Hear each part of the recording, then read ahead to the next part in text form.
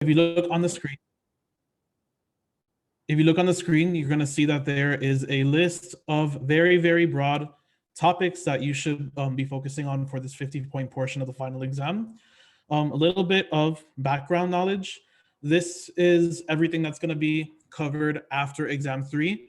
However, this stuff is not excluded in the 75-point portion of the exam, right? Because the 75-point portion of the exam actually covers everything in the class from day 1 until December 9th. Okay, so there's going to be a mix of everything in there. So if you're planning on, like mostly focusing on the 75-point portion, don't forget about this stuff because that's really going to help you out. Okay, but yeah, this is going to be mostly the 50-point portion. So for this portion of the exam, the first thing that you guys learned was your organic mechanisms. Okay, this is going to be specifically SN1, SN2, E1, E2, and E1CB. Now, to give a bit of an overview, this is not like everything else that you guys have been learning in the class so far, right? If you guys remember, before it was pretty easy to just go in and sit down and like look at all the reactions and be like, okay, great. I know ozonolysis, I know BH3 THF, I'm gonna do great. No, now you actually have to think a little bit. So particularly this stuff will be very hard for you if you're not good with acid-base chemistry. So if you're still looking for a good way to study, hopefully you guys haven't not started studying yet, but definitely make sure that your acid-base chemistry is solid before you start with this, because that will greatly help you out. All right, so I'm going to start off by talking a little bit about our organic mechanisms. So first, I'm going to talk about nucleophilic substitution.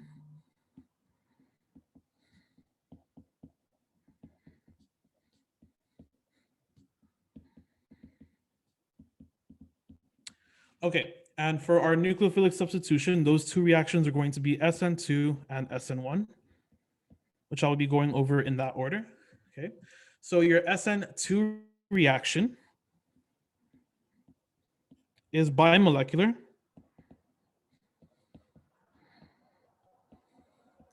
meaning the rate determining step of this reaction involves two compounds. Okay, those two compounds, of course, being your electrophile, which contains your good leaving group, and your nucleophile. Okay, so the general way that this reaction, the general way you might see this reaction is if you maybe start off with something that looks like this. Let's say I have iodine here, which is a good leaving group. Let's say I have a methyl group and an ethyl group, and let's have a proton back here. So let's go and then introduce some sort of a good nucleophile. So for example, nitriles. So this is something that you guys, should have in mind when you're solving these problems. Nitriles have a pKa of about 9. And if you have a pKa of 9, you cannot act as a base, okay? It does not want to accept a proton simply because of the fact that it is not basic enough to do that. So it is a nucleophile, but not a base.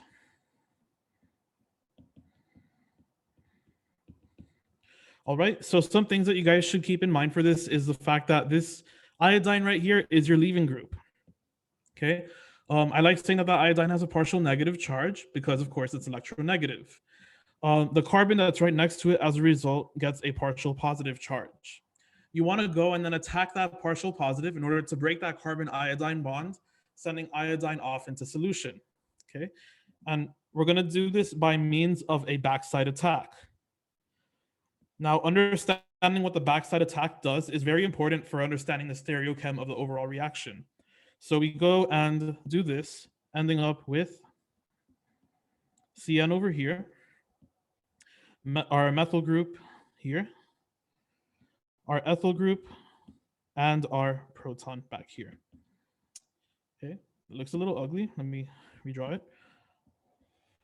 Yeah, but essentially all we did was like a little umbrella flip in order to go and then end up with the product that you see over here. Now, if you're not entirely sure, you could think of an umbrella flipping, but I always like looking at this with a transition state. That way you understand fully what is going on with that backside attack. So remember that the main structure, everything that's not leaving, it's just going to be flipping. That's going to be that middle carbon with your methyl group, your ethyl group, and your proton. All right. And then here you see that during this mechanism, your nitrile was adding in, and then your leaving group was heading out. So your leaving group and your nucleophile will both have a partial negative charge, whereas your electrophile has a partial positive charge. Okay. So ultimately, you're going to be having this sp2 hybridized transition state to go from your sp3 hybridized starting material to your sp3 hybridized product. Okay. I'm not going to go over this in detail right now, but remember that just because you're inverting that carbon does not mean that you're going to be inverting the absolute configuration. If you look at the compound on the left, you see that the absolute configuration is going to be S. And if you look at the compound on the right, you see that it's going to be R. This is a case where it does. However, there will be some cases where you do not affect the absolute configuration, or where you don't affect the absolute configuration, but still flip the carbon itself. Okay, so remember that that's just based off of, if the priority of your leaving group / nucleophile changes during the attack. But remember that ultimately, in order to not get this wrong, because he might ask you for absolute configuration, make sure that you guys are always make sure that you guys actually take the time to find an absolute configuration. Don't just assume that you're going to go from R to S or S to R or vice versa. Of course, at the end of this reaction, you also end up forming your iodide byproduct. Cool. So that is your SN2 reaction. Now, some tidbits about SN2. In terms of what we're going to be using as our substrate, so we typically like having unhindered substrates.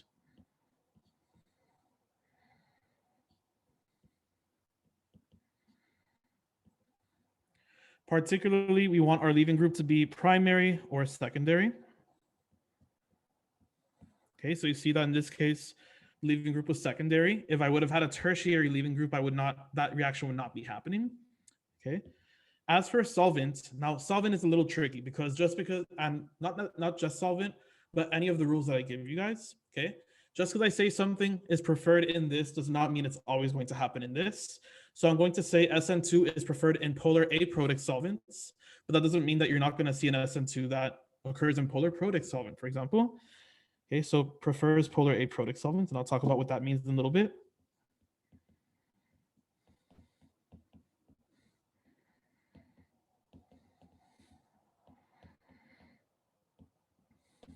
Okay, and then particularly your reagent that you're going to be reacting with, not your substrate.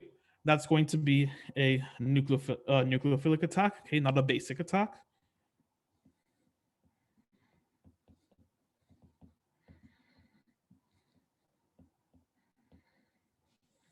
Cool. So that's just some insiders as to what you might see for an SN2. Later on, we're going to be showing you guys some problems that involve finding the differences between different reactions and deciding what mechanism you're going to be undergoing based off of that. Okay, but that's SN2. Now we're going to talk a little bit about SN1. So unlike SN2, SN1 is unimolecular.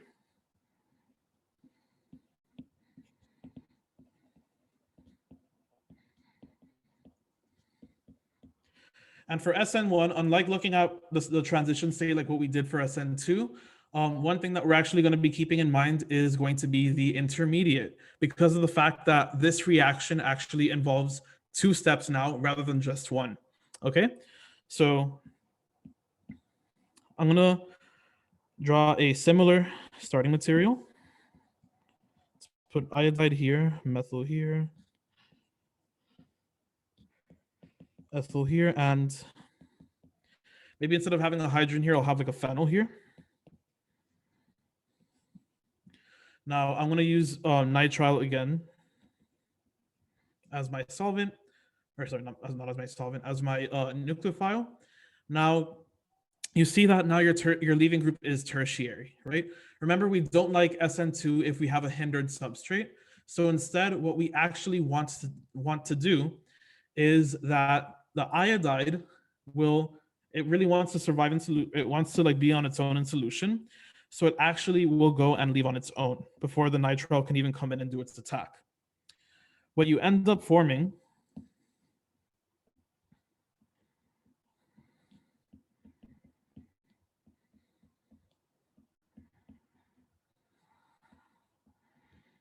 is a little intermediate that you see right here, which is a carbocation, tertiary. And not to ignore the iodine leaving group, but the iodine kind of just goes and then hangs around that carbocation that you see there. Okay. Now, watch closely as what can potentially happen. Because now the nitrile that we had, we can either take it and attack from one side, or we can attack from the other side, as you see here. Okay. Doing so will end up giving you a mixture of products. One product that looks like this.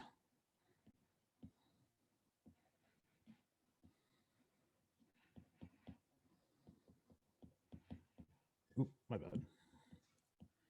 Ethyl should be over here.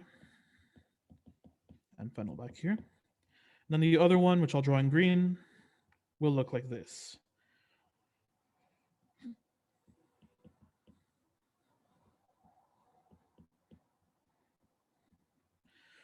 Okay, so I'm going to say what you get here is, and I'm going to put this in quotation marks, some racemization.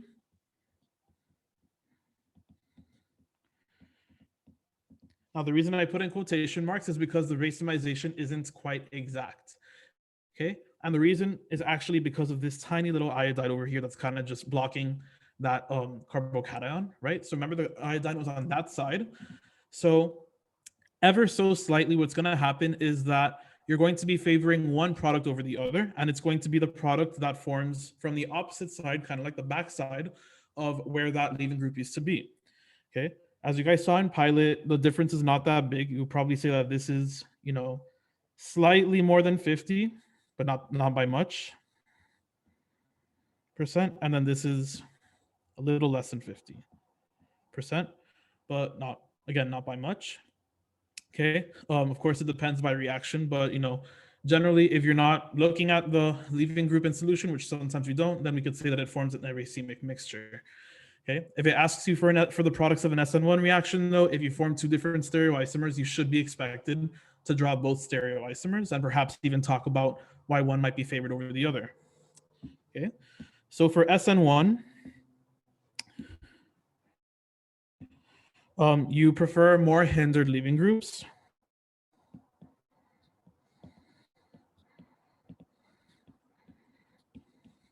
Particularly those that can form a stable carbocation.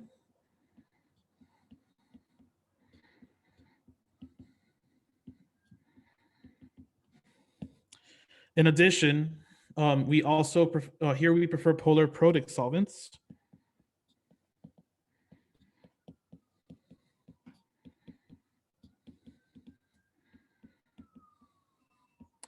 And a cool little fact is that in SN1, sometimes you might see that the solvent can actually act as your nucleophile. Now that's if you have like some sort of solvent here. Here I have nitrile, I didn't specify a solvent, but if you have like methanol or water, then those can actually act as your nucleophile.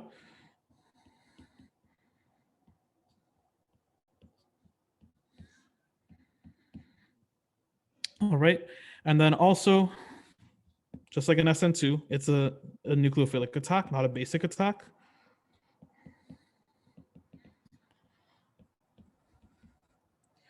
Cool. So I want to turn you guys you guys to this little fact over here, forming a stable carbocation, right? So if I form a stable carbocation, remember that there are two things, or at least two things that I'm prone to. Okay, carbocations, they tend to be pretty messy things. So they are prone to resonance and rearrangement.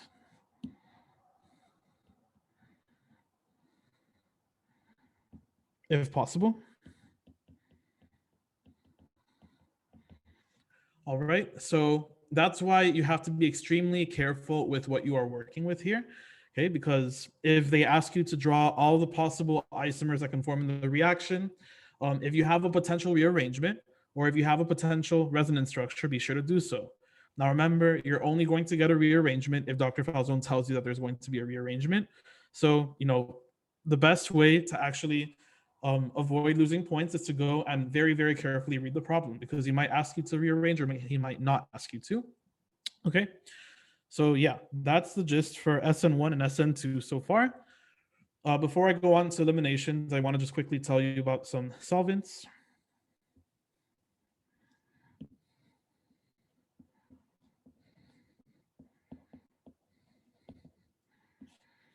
Okay, so for polar protic,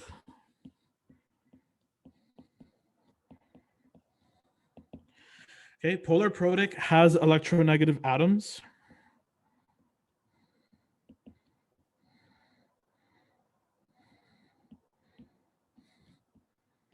With hydrogens bound to them.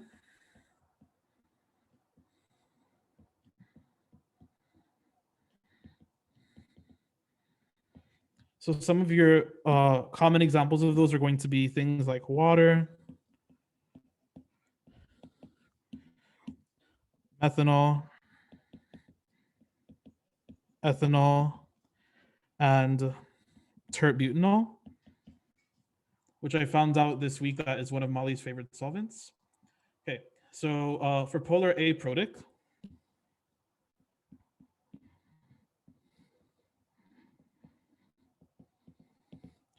so polar aprotic also has electronegative atoms.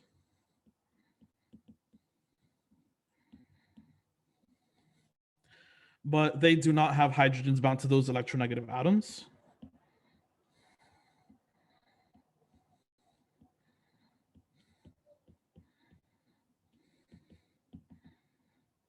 Okay, so some examples of those might be methylene chloride,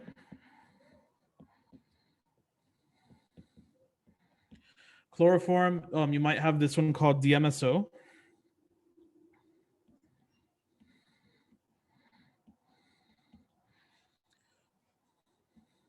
And I've seen that pop up on some back tests.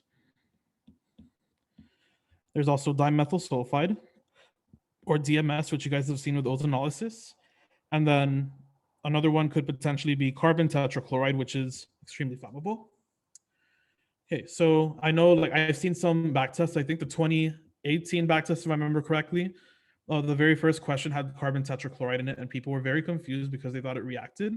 No, just make sure that you guys are like used to seeing some of these solvents.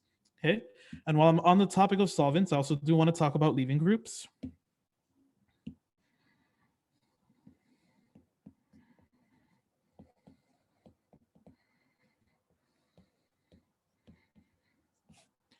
Okay, so as for your halides, you guys know that your best halide leaving group is going to be your iodide,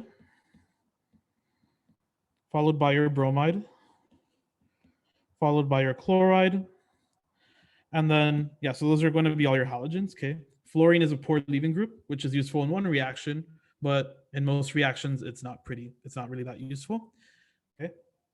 And then in addition to good leaving groups, you also have your OTOS.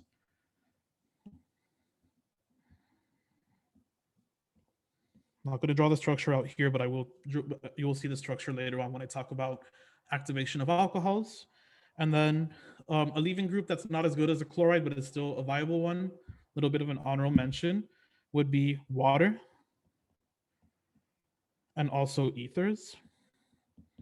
Okay, of course, when they're leaving groups, they're protonated, but when you kick them off into solution, they are neutral, okay? The whole premise of that is that oxygen hates having a positive charge. So by making it into a leaving group, you're actually going to go and then give the electrons back to oxygen, okay? So yeah, so you're gonna see that I'm gonna keep talking about solvent here and there. Solvent is important, but at the end of the day, it's still variable. Just because I say SN2 is good in polar aprotic, again, doesn't mean that I can't do an SN2 in polar protic. All right, so now let's go and take a look at our elimination reactions.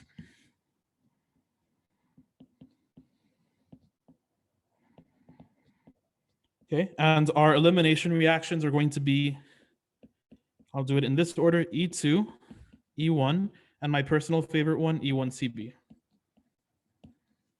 Okay, so E2, that's going to be bimolecular elimination, okay, similar to how SN2 is bimolecular substitution.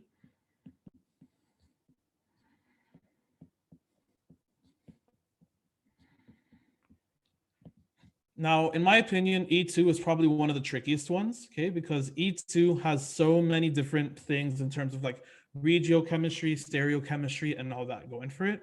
So you need to sit down and be very careful with what you're working with. All right, so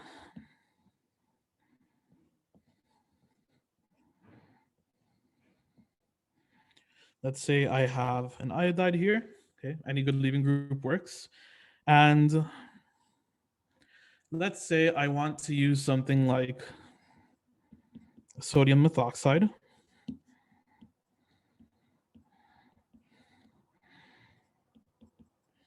Solvated in methanol and heat. So of all the reactions I've showed you, this is the first one where I've actually denoted a solvent, okay?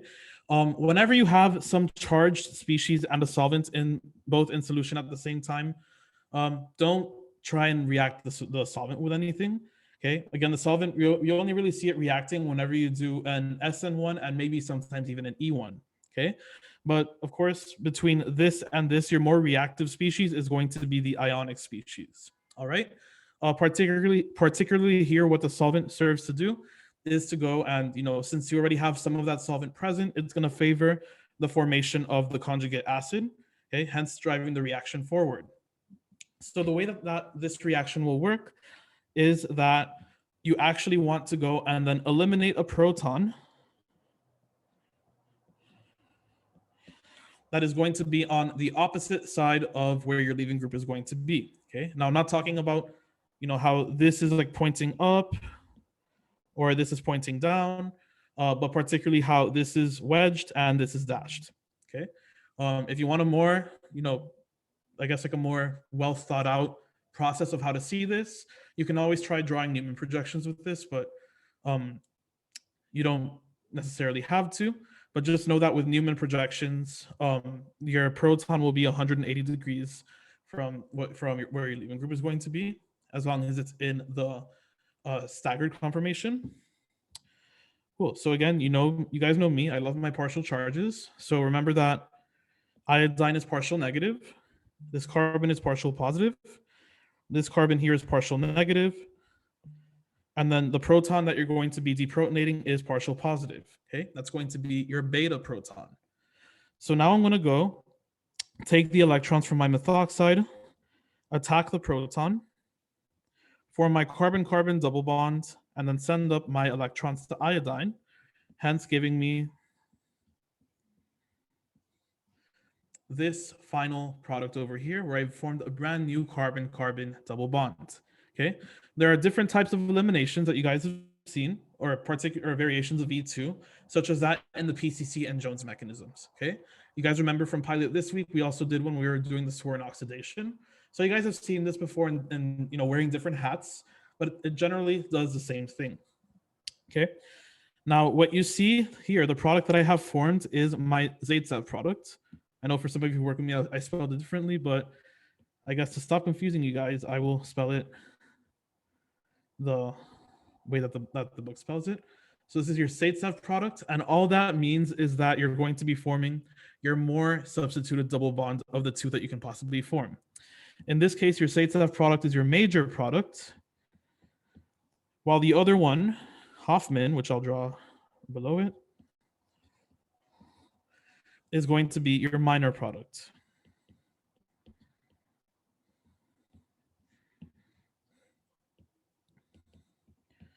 Now, this doesn't mean that Zaitsev will always be your major and Hoffman will always be your minor. Okay, you will see some cases depending on other neighboring groups that could potentially go and then alter the reactivity of that double bond.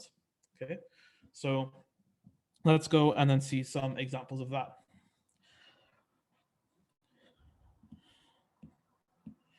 So first is, oh, sorry.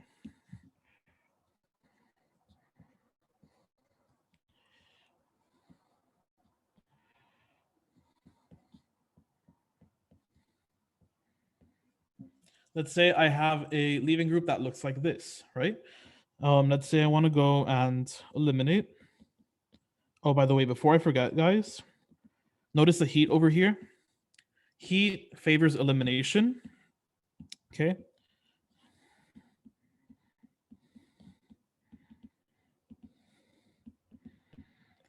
So whenever you so like whenever you want to go and then eliminate, use a base, and maybe you just want to push it all the way, use heat as well. Okay, so let's say you want to like be really, really aggressive and do tert butoxide and terbutanol and heat, then you are being very aggressive with your conditions, but you're also aggressively favoring elimination. So if that's what you want, great.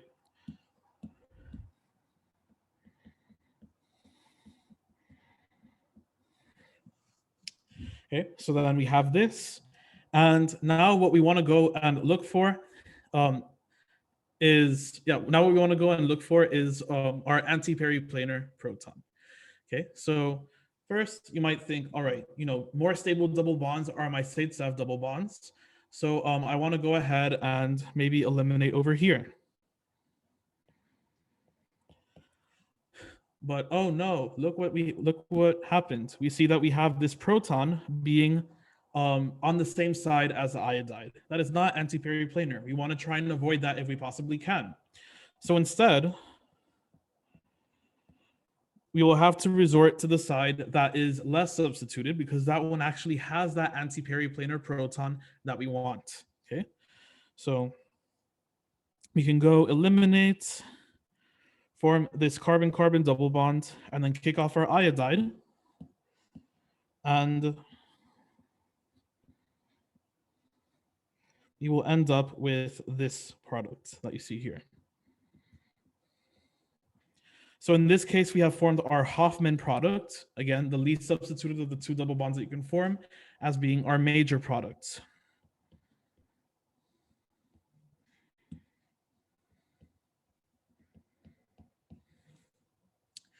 Cool.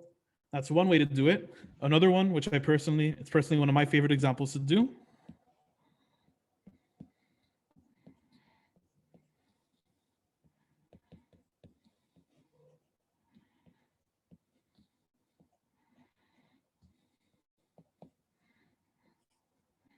Use the same base as above, because why not?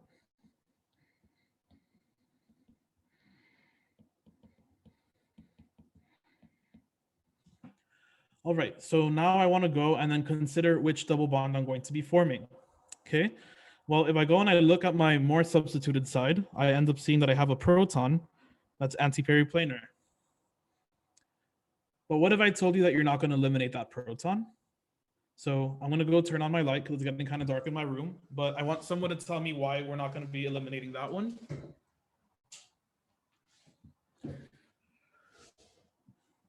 So why don't we eliminate that one? So we can make a conjugated system, essentially.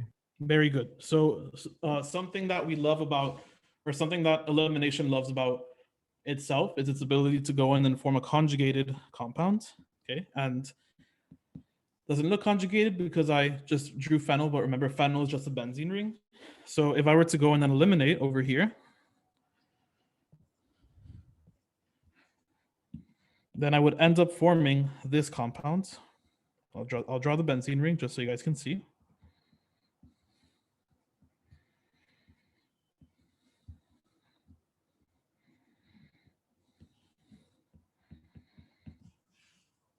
You're going to go and then form that carbon-carbon double bond, which you see is going to be conjugated with that benzene ring. Again, this is another case of your Hofmann being your major product.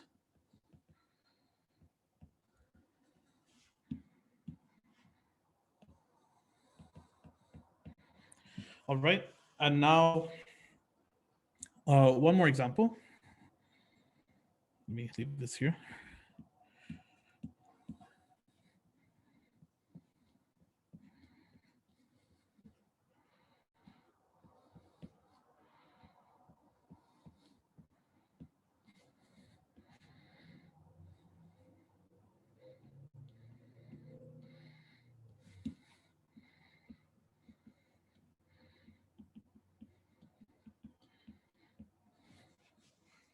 Okay, so here we want to go and then eliminate our iodide right here. Again, of course, our good leaving group. But this time, if we go to the Hoffman side, again, we see that we don't have an anti-periplanar proton. So I'm guessing we should do the same thing we did in the ring and go and then just eliminate the opposite side. Is that what we want to do, or do we actually want to do something else? We can rotate it. Yep, rotate it. So pick either one of those carbons, either the one containing the proton or the one containing the iodide, and go and then give it the orientation such that it can go and then eliminate anti-periplanar. So right here.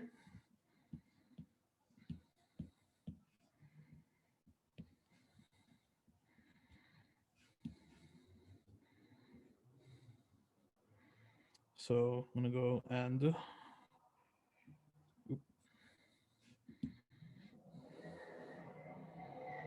bro, what is up with these people outside the social, like with their cards or whatever? They're being so loud today. Okay, so yeah, we go and there we go.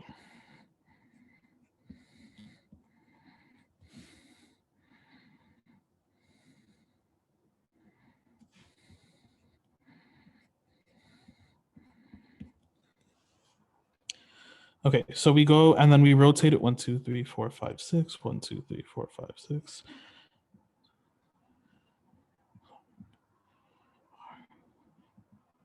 Yeah, so we've gone and then rotated it. Notice that this carbon here and this carbon, you know, they're the exact same absolute configuration, just rotated. But now we see that this proton all the way back here is now ready and available for anti-periplanar elimination. So that's exactly what we're going to do. I'm going to go and then grab that boy off, form your carbon-carbon double bond, and then kick off your iodide.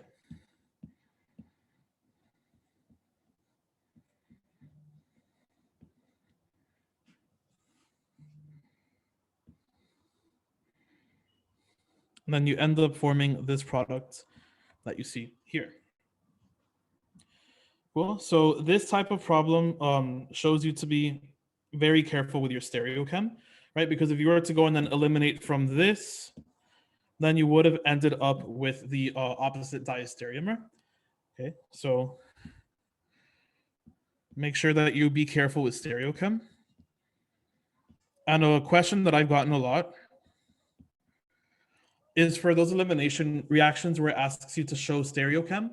Well, it's not necessarily asking you to show wedges or dashes. Remember, double bonds can have their own stereochem too, whether it be E or Z.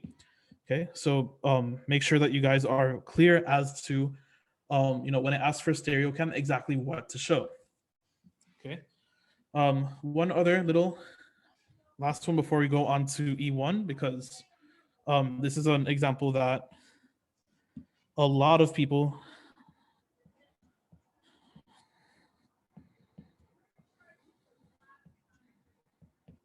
tend to ask. So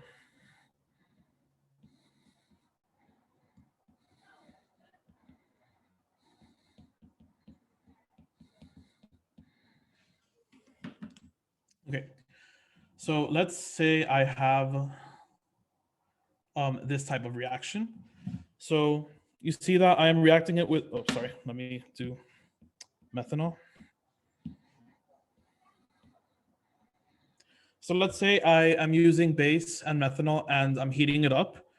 I actually end up seeing that I don't get any E2 product.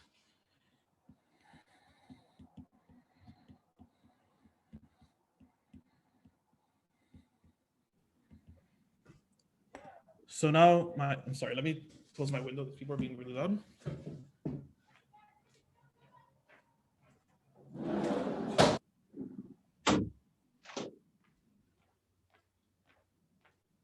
Okay, so who wants to tell me why we don't observe any E2 products here?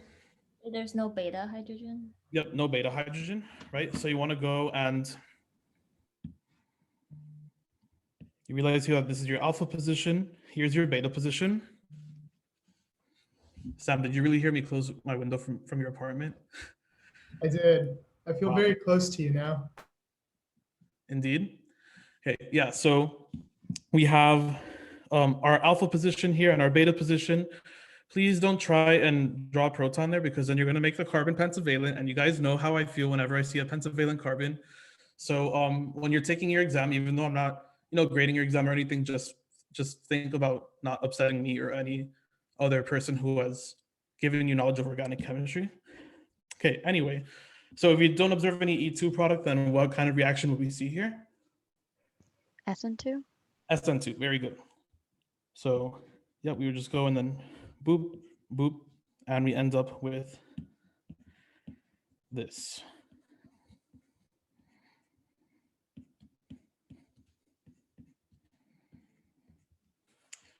All right, and of course your iodide leaving group.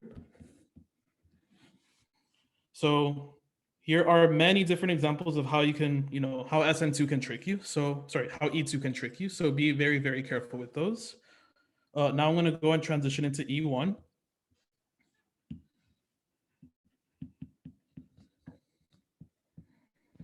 I have a quick question, if that's Yeah, okay. what's up? Mhm. When you rotated that carbon, should we do that whenever we can rotate a carbon if we're doing an E2 reaction in order Yeah. to get the Zaitsev?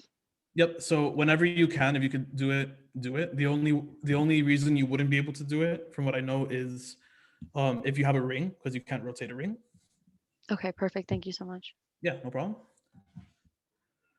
Okay, E1 is unimolecular, and I will start off by saying that this reaction is indeed rare, but the misconception is that just because it's rare means that it's impossible. Not true. It is not impossible.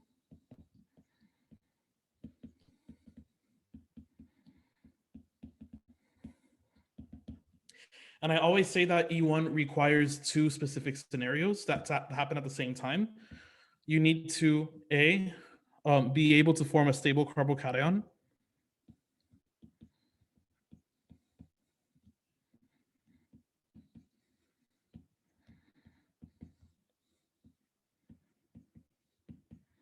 And B, have a very weak base.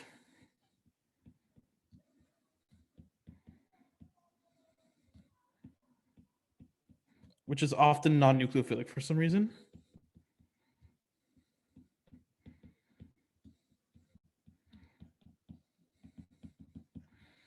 Okay, so the most common example of that is going to be if I have, let's say,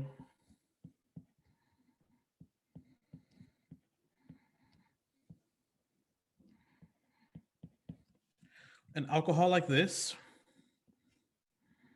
and I react it with some sort of acid, like sulfuric acid, and I heat it up to make sure that I do an elimination, okay? So first things first, I have an alcohol here. Alcohols are not good leaving groups, okay? So you have to make that into a good leaving group. So lucky for us, we have our sulfuric acid, which is gonna be able to accomplish two different things at the same time. So the first thing that will happen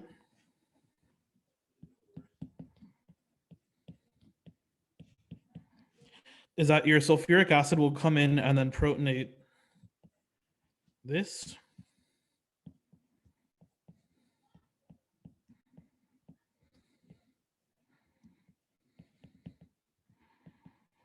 In order to form water, which is your good leaving group.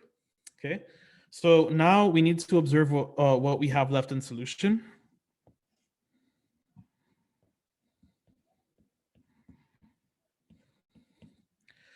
So we have this guy right here, which is your conjugate base of sulfuric acid. Just as a little present for you guys, I will draw the structure of that. So you could see two different things. Actually, like the big thing. Okay, this base right here is actually non-nucleophilic.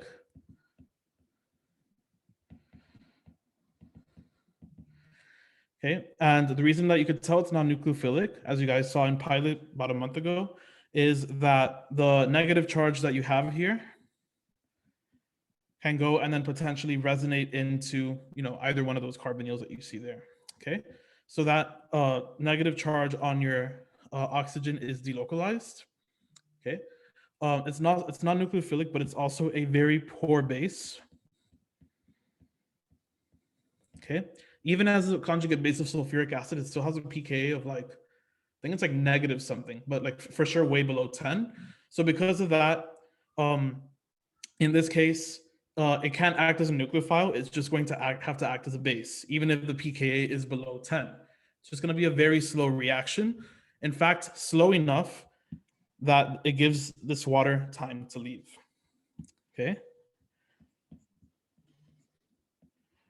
So that goes and then gives you this cation that you see here. And then afterwards, you could take that conjugate base of sulfuric acid that you just formed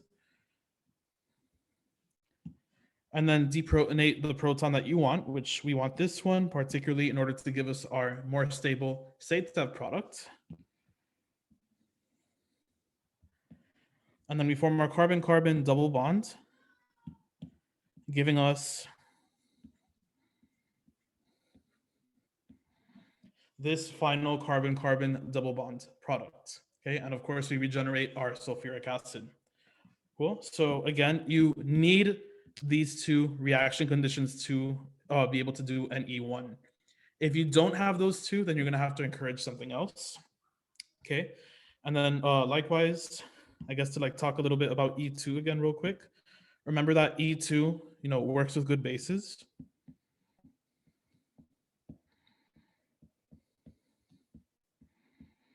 And is typically preferred in polar protic solvent.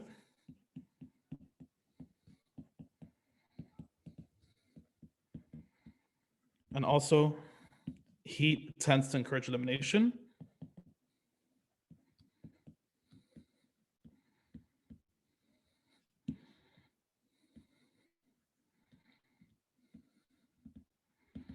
Okay, and not just E2, but like any elimination in general. Okay, so that's E1. And then the last one is going to be E1CB, which, as I mentioned before, is my favorite one. I don't know why it's my favorite one, it just is. Okay, and this is unimolecular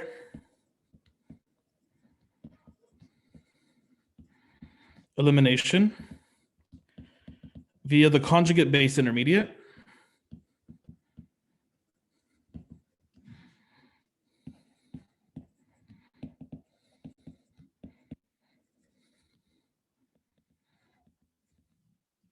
Okay. So the reason why you form a conjugate base intermediate is because of the fact that your leaving group is weak. Okay, this reaction works with weak leaving groups.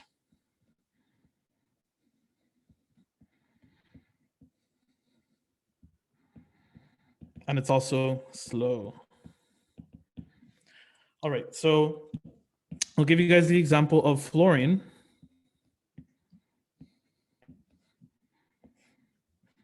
Okay, and let's say we're using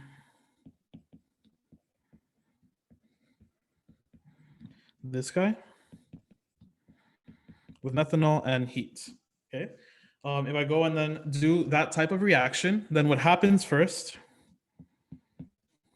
is that my base comes in and deprotonates. Okay, and then this is what I mean by conjugate base. The fact that this intermediate is a conjugate base of the starting material because you've removed the proton. Now, afterwards, nothing new is going to come in. All that's going to happen is that you go and then form that carbon-carbon double bond and then kick off the fluoride. And then you end up with this final product. Okay, now what if I did this exact same reaction, but I added an extra methyl group on one side? Okay, so now we have the issue of regiochemistry. Now, understanding the fact that we have an intermediate that we need to stop at, we actually have a choice. We can either come in and then eliminate, let's do different colors because why not? I can either eliminate here or I can eliminate here. So between yellow and green, where might I want to eliminate? Green. What was that? Green Green, how come? is less substituted, so more stable for the carbon ion. Yep, so anything you guys should take away from this reaction is that carbanion stability is the total opposite of carbocation stability to an extent, okay? Where we might actually end up, we're going to actually end up forming the primary carbanion first, which is the most stable. And then afterwards we go and then we end up forming our Hofmann products.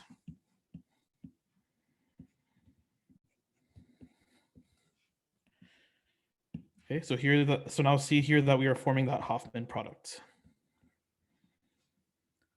Okay, one more example for elimination, and then we'll apply this to some practice problems.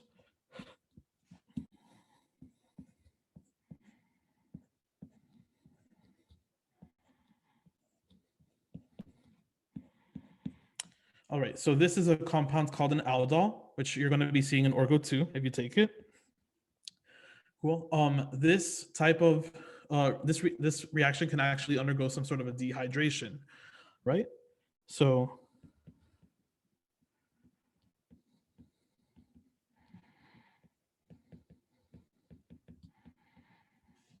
I can go in and dehydrate that aldol, and I will end up forming one of these two products. So I'll do either this blue product or this green product.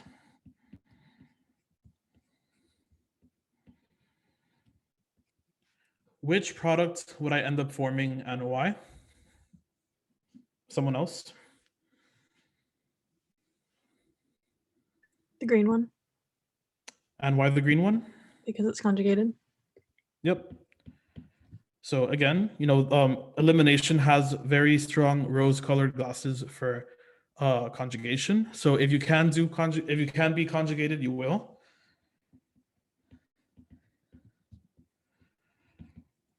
And in fact, this is totally reflected in the mechanism as well.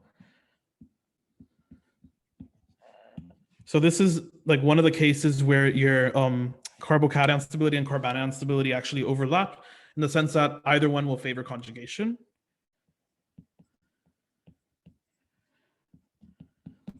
So I'll take the base, remove that proton.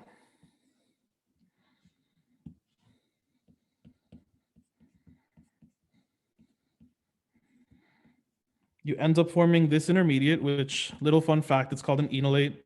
You'll see it in Orgo 2, and then you'll remember this day. And then, of course, that enolate can either resonate into the carbonyl, or we can also use it to eliminate, which totally rhymes, which is great. So you can go eliminate we can use the enolate to eliminate, and then we end up with our conjugated product. And that was a poem by Juan. Please like and subscribe. Okay, any questions on this?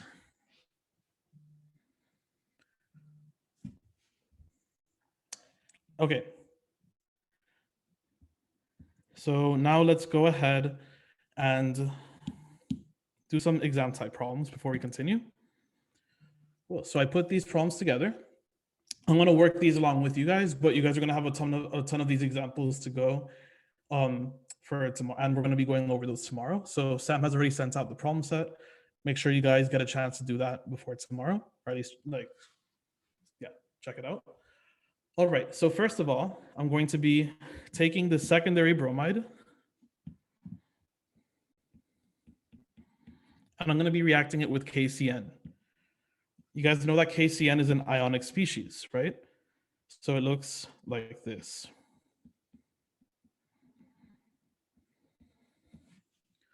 Cool. So whether I have KCN, NaCN, or just CN minus, they're all the same thing. All right, knowing that, what kind of reaction mechanism will I expect here?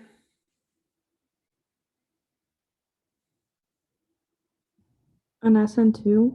Yep, SN2 reaction.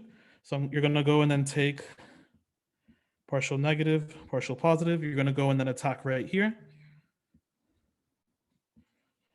And then you end up with your nitrile. What's the stereochem for that?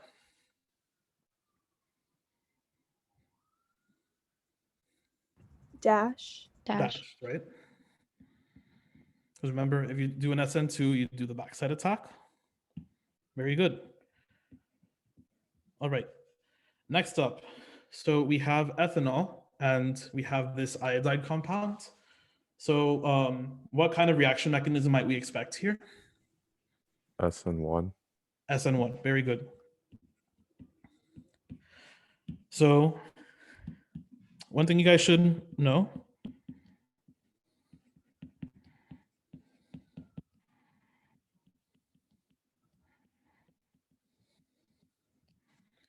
Okay, so the respective anions of these compounds that you see, these are more basic.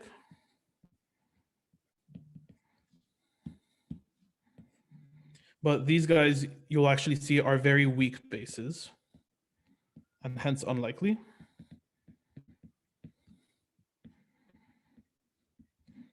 Cool, so that means that you will encourage an SN1 here.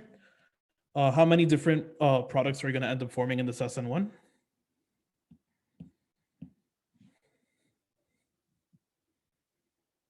Two? Why two?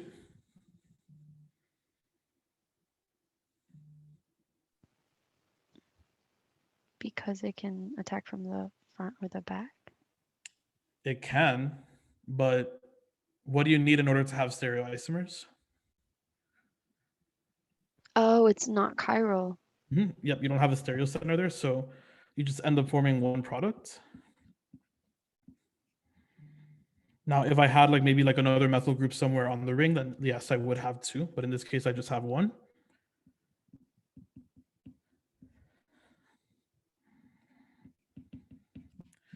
Cool, very good. All right, next one. So here we see that we have an acetate and we have a bromide. So what kind of reaction do you think we're going to undergo here?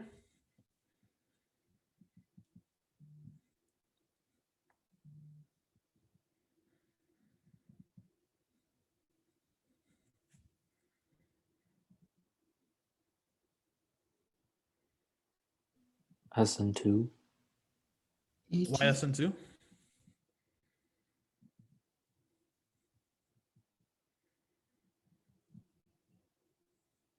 Not saying you're wrong, but why did you choose SN2? Because there's a negative charge on your oxygen there, and then there's also a secondary bromine.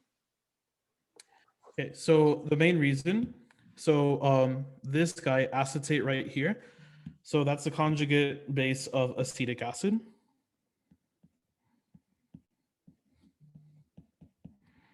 Okay, and then this has a pKa of roughly 4.78.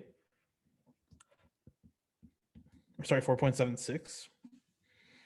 Okay, same difference. So yeah, when you have a pK of 4.76, then you're going to be very weakly basic. Okay, and this is not that large of a compound. The conjugated system is not as large as the one in sulfuric acid, so it can still act as a nucleophile. So yes, you will actually go and then do a little substitution here. Take off the bromine, and you will end up with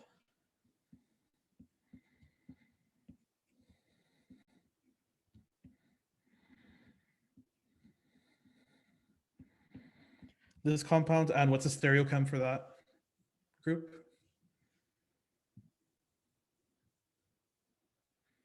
A wedge. Everyone agree?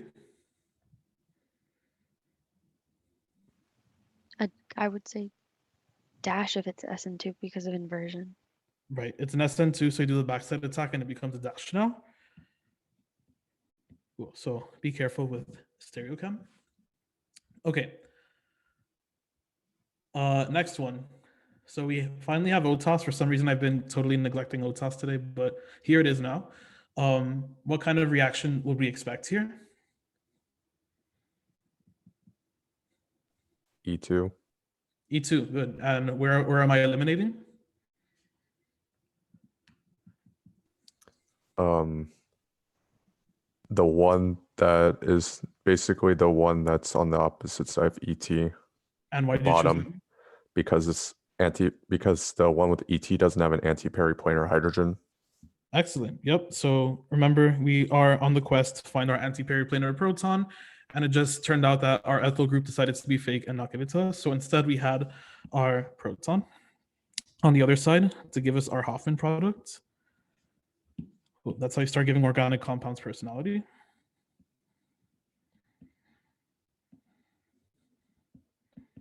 Ethyl group remains, and we have our double bond now forming over here. All right, and then we said that it's going to be an E2. Very good.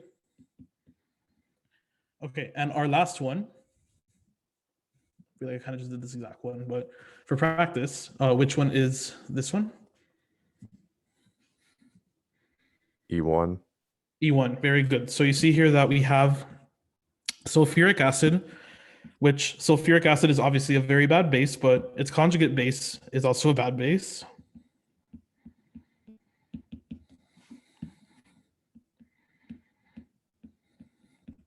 And you also have heat, which is encouraging elimination. So you're going to get that two-step elimination in order to go and then give you an E1.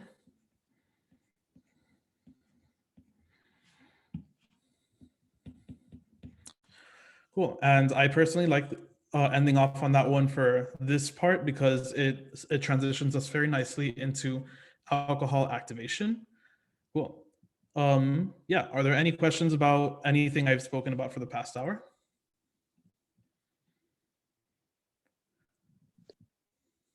For this second example, if you had the I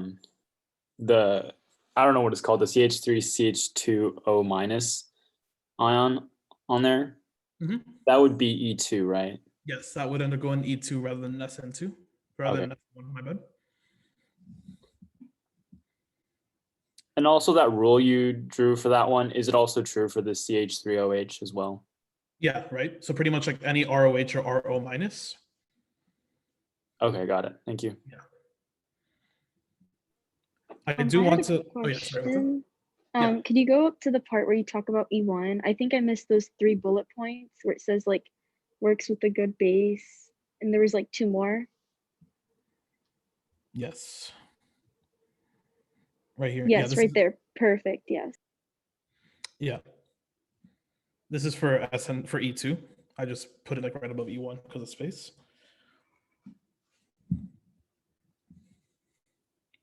I do want to say one quick thing, and that's comparing a certain compound that's a good base and a certain compound that's a good nucleophile. We'll give you like a couple more seconds for that.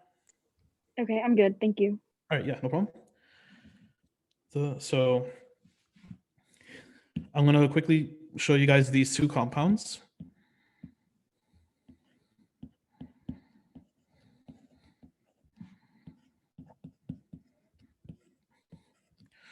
All right, so between these 2, so this guy is actually a good base.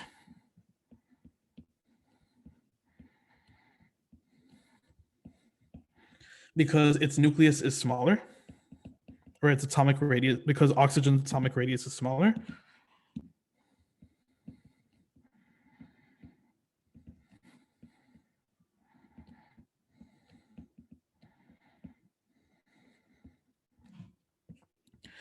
Okay, and then with sulfur, this is actually a weaker base.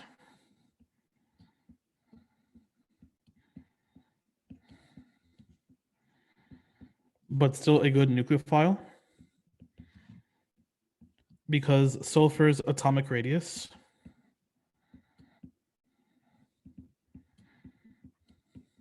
is larger. Cool. So if you guys don't really understand this, you can actually think about this as like kind of like a parallel to your the trends in size for halogens. Okay, so remember we had oxygen versus sulfur here, and then next to oxygen we had fluorine, then chlorine, then bromine, then iodine. Right, remember that in terms of that your trends in atomic radius, we see that as we go down a row, you're going to be larger. And as we go across, you're going to be more electronegative. Okay, just a little like thing to put out there because you might see your S minus acting as a nucleophile, and the reason why it would be a nucleophile and not a base is exactly because of the fact that exactly for the same reason why chloride or bromide is less basic than fluorine. Cool. So yeah, now let's go and talk about what we learned between last week and this week, which is our activation of alcohols.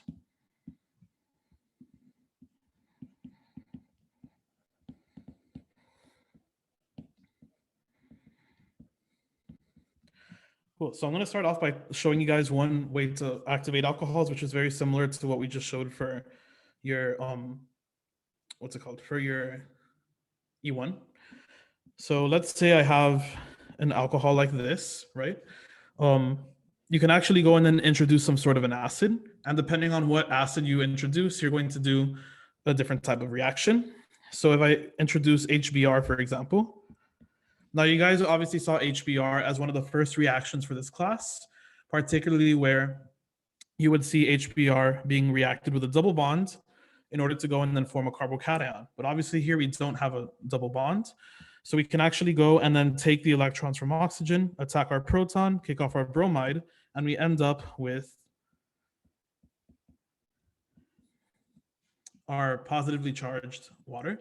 Okay, now in this case, you see that this is a good leaving group, right? When previously it was not a good leaving group because OH by itself is too basic. Water on its own is fine. Now we can go and then take our bromide. Okay, now this guy really wants its electrons back, hates having a positive charge, so we need to attack the carbon next door in order to go and then do just that. So we end up getting our bromide there. Okay, so that's probably your most, I guess, like your most basic way, or basic as in like most, like your simplest way to activate an alcohol. However, we have some more effective ways, which we will talk about next. Okay, the next one is going to be, I'm going to start talking about stereochem a little bit here.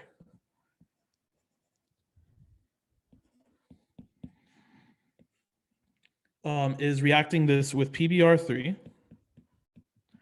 and pyridine at 0 degrees Celsius. Okay, so for this, what's going to happen is that you can go and react this with your PBr3 compound, which looks like this.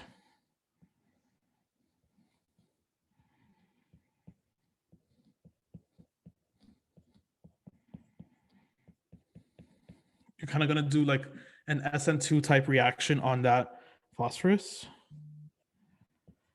hence kicking off the bromine.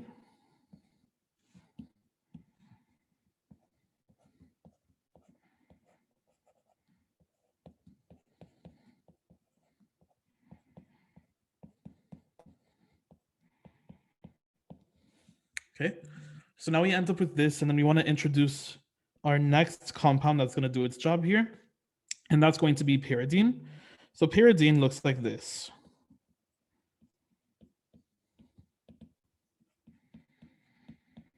Okay, so in case you forget, it's just benzene, but you replace one of the carbons with the nitrogen. Now pyridine is a good base. Okay, you're actually going to go and then take that and then deprotonate your acidic proton there in order to end up giving you this. Very reactive intermediate, very good leaving group.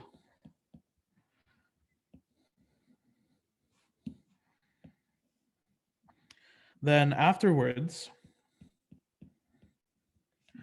you take some of the leftover bromide that you have, right? So you kicked off a bromide over here at this point. The bromide can come in and then do a little attack over here to kick off that oxygen.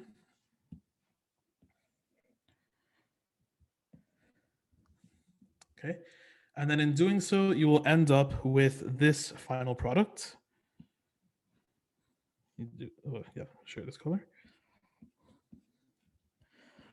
So we have a bromide, but because that very last step there was an SN2, we would actually go and then invert that stereocenter in order to make it a wedge from an original dash. Sorry, a dash from an original wedge. Okay, so then that's going to be your first alcohol activation, making that into a good leaving group. Very good for controlling stereochem. Cool. So I'm going to now show you a very similar reaction, but that turns your compound into chlorine, or yeah, into a chloride rather than a bromide.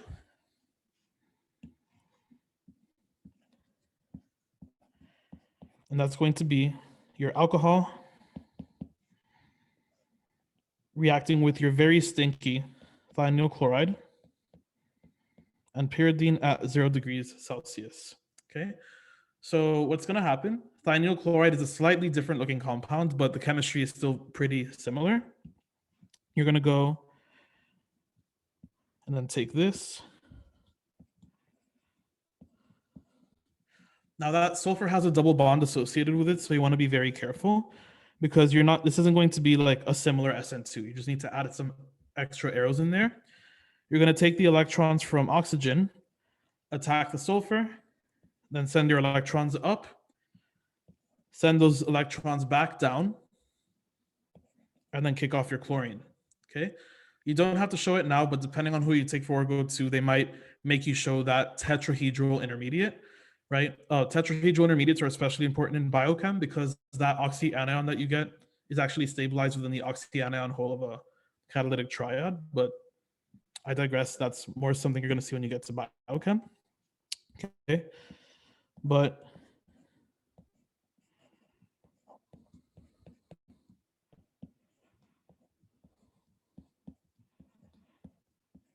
with this reactive intermediate, pyridine being pyridine does its job.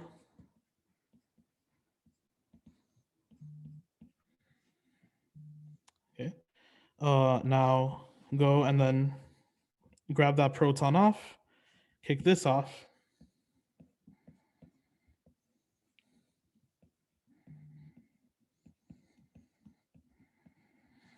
And then you end up with this, once again, reactive intermediate. And now the chloride that you formed in the previous, or like in the earlier step, will now come in and then attack this carbon right here, where you go and send your electrons up. You're going to form a very stable sulfur oxygen bond. And as you do this, you're actually going to go and then kick off this chloride here. So this is a cool reaction in the sense that you actually form some sulfur dioxide at the same time that you form your chloride product. But ultimately, we face a similar fate here, where we go and then convert that group into a chloride now dashed. Okay, so these two, they're pretty similar on their own in the sense that both of them have that SN2 in the last step. Okay, but now the next two that I'm going to show you do not have that SN2 happening. So be careful with those. Number 4, okay, that's going to be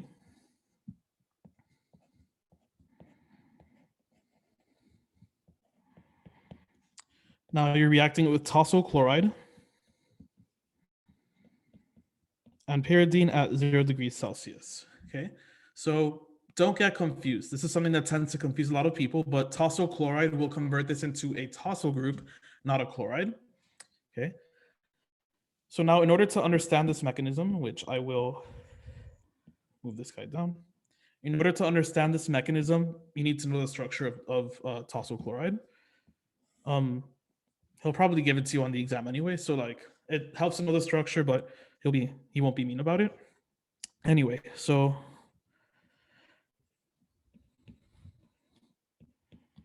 here's what your tosyl chloride looks like.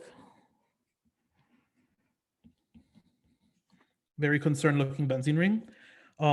And what's going to happen is that you're going to go and then attack one of your sulfonyls, right? So do that. Send your electrons up, send your electrons down, kick off the chloride.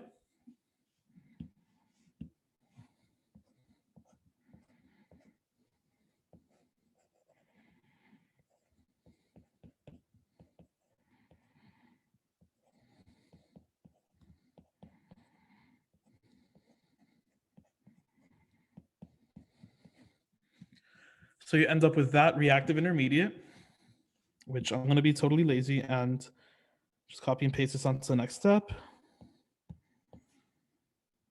It's not laziness, it's efficiency. Okay, so there we go. So between this step, as you can guess, pyridine will get its 15 minutes of fame by coming in and then deprotonating.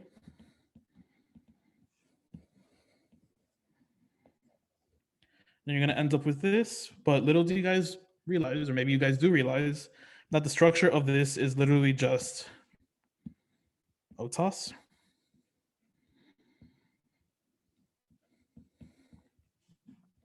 And cool, you end up with that as your final product. Now, please do note here that there is no SN2 here. So because there is no SN2, you're gonna end up with that same exact structure as your final that same exact, absolute configuration as your starting material. Cool. So that's that. And then I'm gonna show you one more activation of alcohols. And I'll scroll up in case you guys need to after, you need to after. But this is going to be your dehydration. That's going to be with phosphonyl trichloride. Now, this particular reaction, I'll spoil it for you, it's going to be an E2, but this only works with alcohols. Don't try doing this with bromides or iodides. The mechanism tells you why it only works with alcohols. As usual,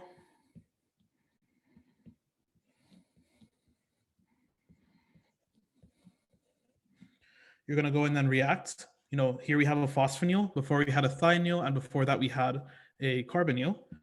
So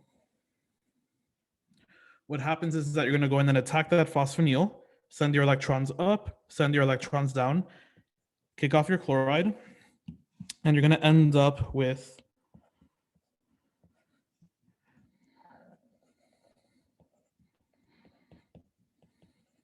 this guy. Let me.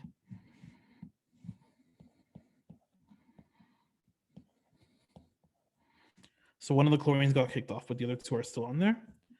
Okay, again, I will be efficient and copy and paste this onto the next one,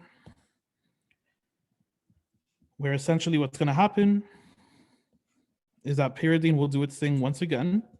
Notice that all these mechanisms are very similar.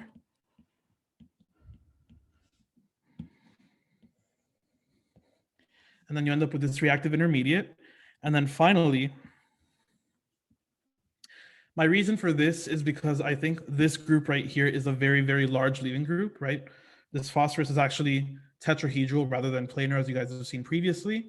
So because of that, you're actually going to take the chloride, and rather than do a substitution, it's actually going to do an elimination instead. Okay, less sterically hindered route. And this will particularly be an E2. So you grab that proton, send your electrons over here, and then kick this up in order to give you this final product. Okay, again, this is an E2. Oops, sorry. Same colors. And E2. Cool, so far we have seen SN2, no SN2, and now E2, okay? So these are your different ways that you can activate your alcohols. Cool. I will quickly talk about the cleavage of ethers. Are there any questions on anything that I wrote here? / would you guys like me to go back up to one in case you missed something? Yeah, could you go back up to PBR3? Mm-hmm. Thank you. Yeah, no problem.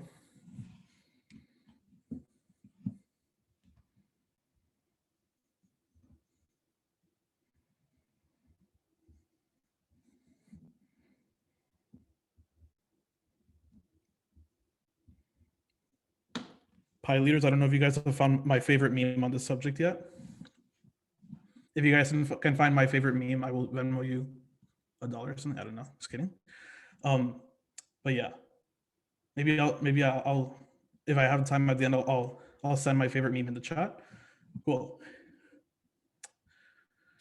But yeah, all right. Quickly going to talk about cleavage of ethers. This is very quick.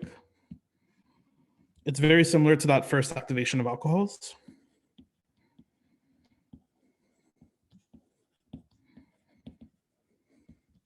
And particularly, this is best done in acidic conditions. So I'll show you two quick examples of ether cleavage.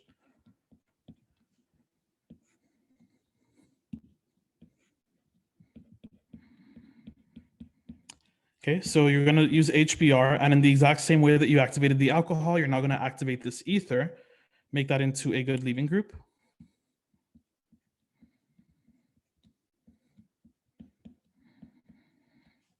All right, and then once you've made that into a good leaving group, the next step will be to go and, once again, similar to how you went and you attacked the carbon next to the carbon next to the leaving group, you're going to do the same thing here. It's symmetrical, so either side works. And then you're going to end up with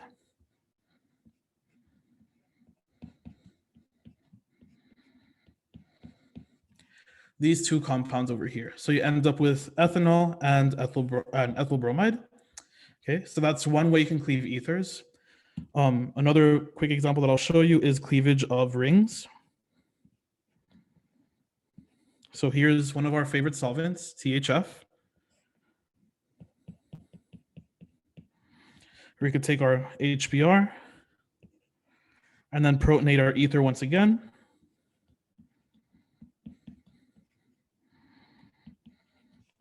We're going to end up with this. And then you're going to take your bromide,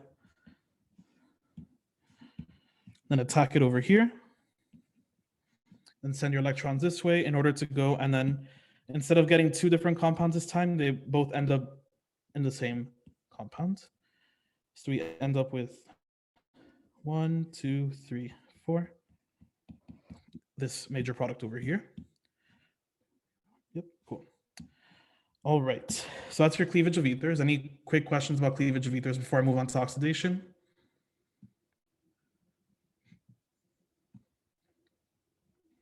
Okay, so now I'm going to talk about oxidation of alcohols and technically an aldehyde as well.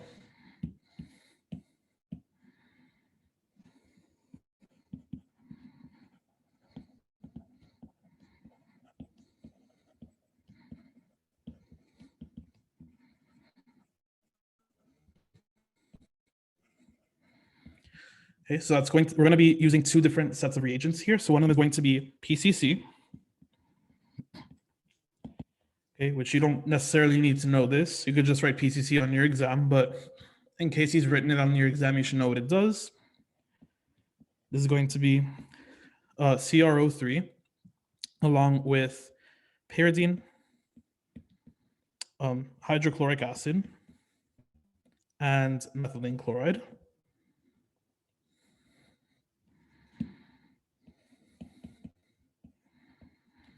Okay, and then your Jones reagents work with CrO3, acetone solvent, then water and sulfuric acid. So pretty much of all this junk that I just wrote here, the only thing that you guys should be keeping track of is water. Okay, water, you know, it's the difference between whether you get an aldehyde or a carboxylic acid. So here, I will show you what will happen in any case. So you see that we have, so I have this primary alcohol, and I could do one of two things to this primary alcohol. I can either use my PCC conditions. Let me do a different color just so it's not that much blue.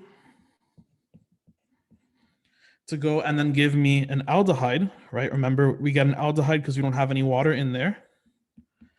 And then we can use our Jones conditions to go in and end up with a carboxylic acid. And fun little fact, if you have an aldehyde and you want to take that to a carboxylic acid, you can actually just use Jones and it'll do its magic.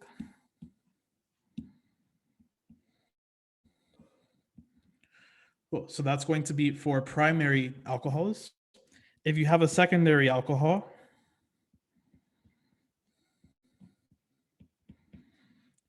whether you do PCC or Jones, you're going to end up with a ketone.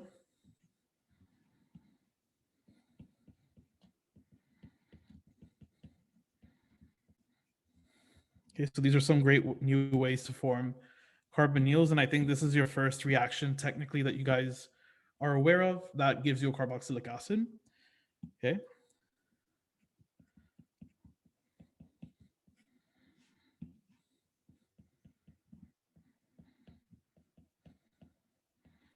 What if I do PCC or Jones to a tertiary alcohol? No reaction. Nothing. Yep, no Nothing reaction. happens. Very good. Cool. You cannot oxidize it more than there is there because otherwise you would get pentavalent carbon, which I already gave my spiel on that earlier. All right, now brace yourselves because I'm now going to go over the mechanism for this, which is quite long. Okay, I thought you guys didn't need to know the mechanism, but apparently Dr. Falzone said that it's fair game. So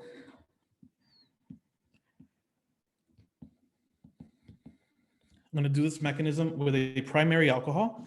And the nice thing is that the Jones mechanism is actually just an extension of the PCC mechanism. So I'm going to do the PCC mechanism first, then Jones, then after that, add the Jones right onto that. Okay, so what's going to happen, why am I labeling it? So you could take your alcohol, add in your oxidized chromium. Okay, so go and then attack chromium. You're going to send your electrons over to oxygen. Oop.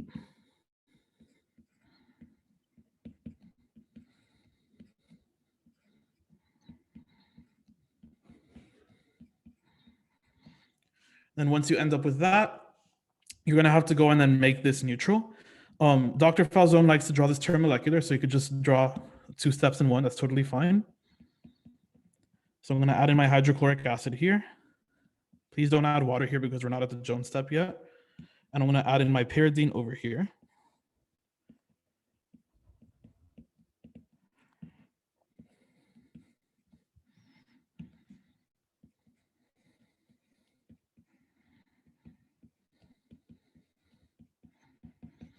So we're going to end up with this.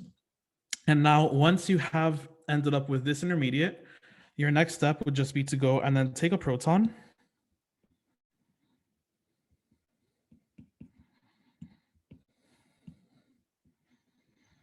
Okay, you could probably take it with some of the chloride that you just kicked off. And you're going to do an E2, okay? So this is one of your applications of E2 where you don't form a carbon-carbon double bond, but a carbon-oxygen. And you go pluck this guy off, form a carbon-oxygen double bond, then kick off your chromium, and voila, you have ended up with your aldehyde. So this is where the PCC mechanism ends. So everything from here on out will be part of the Jones mechanism.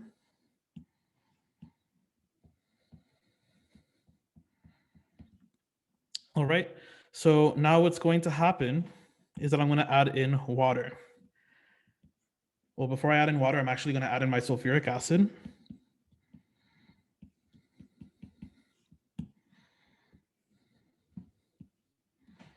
I protonate that.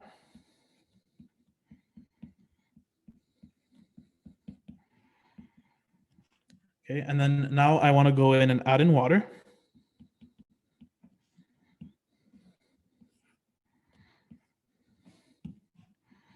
Actually, one of the first carbonyl reactions you're going to end up learning in Orgo 2 anyway, but you have to know it for this.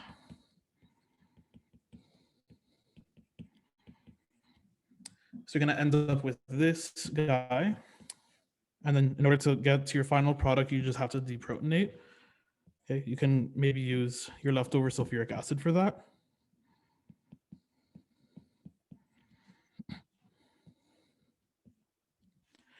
All right, and then you end up with this compound.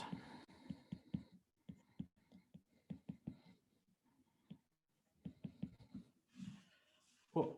So now you want to go in and then continue working as you did earlier. Add in your oxidized chromium.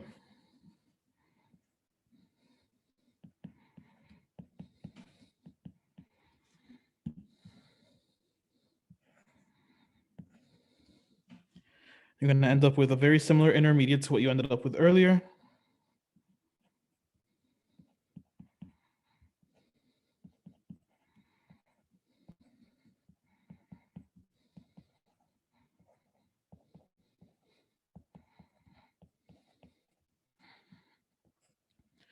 Okay, you can do the same thing we did earlier as well and protonate / deprotonate. know Falzone actually likes doing this stuff with hydronium, so you could do that, or you can use sulfuric acid, that doesn't matter. So you protonate, and then the water deprotonates here.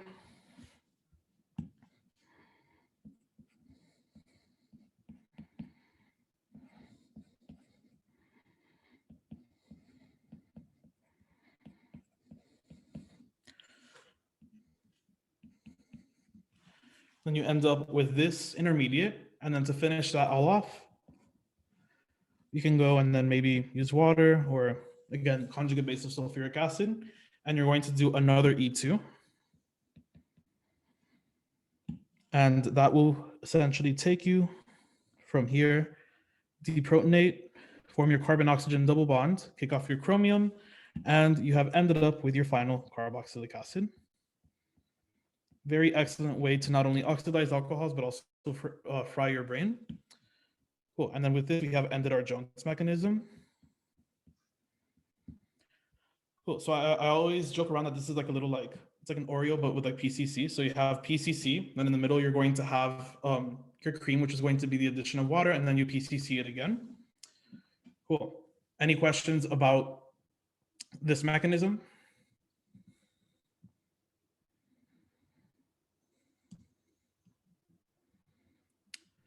All right, well, our last half hour will, yeah, what's up?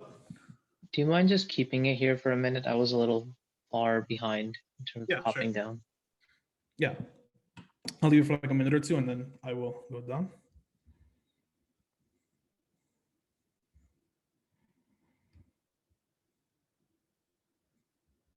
I just took a screenshot. I'll just copy later.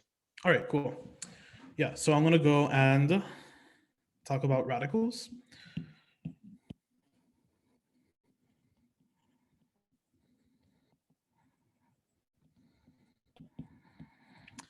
Cool, so radical chemistry is just the chemistry of single electron transfers.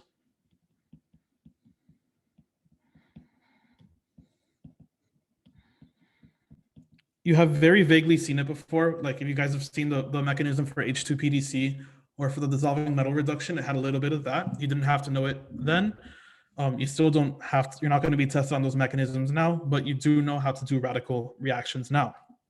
Okay, what I will give you like a little prelude before we actually get into one of the mechanisms, and that's going to be that previously you guys have seen these arrows.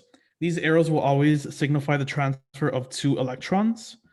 Now you're going to see this arrow, okay, with only 1 head instead of 2.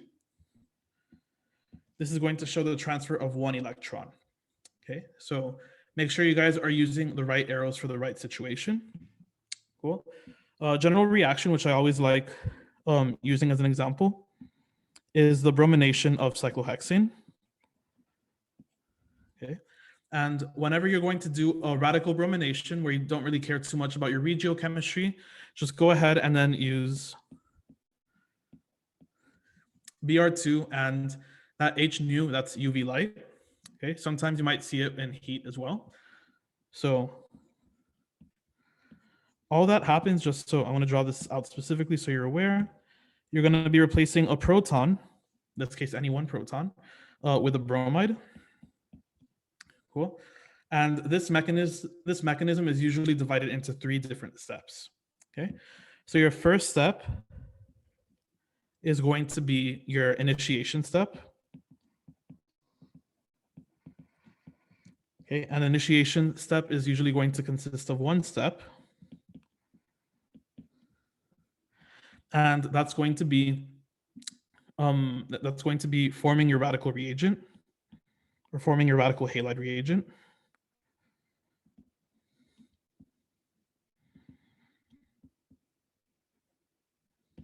Okay, so the way that that happens is that you're going to take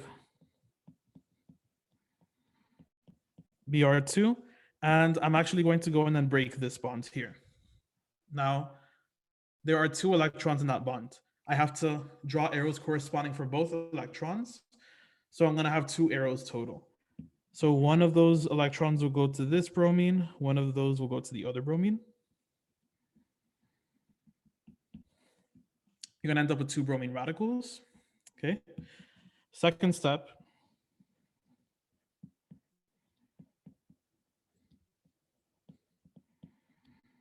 That's going to be propagation, and this is actually 2 steps.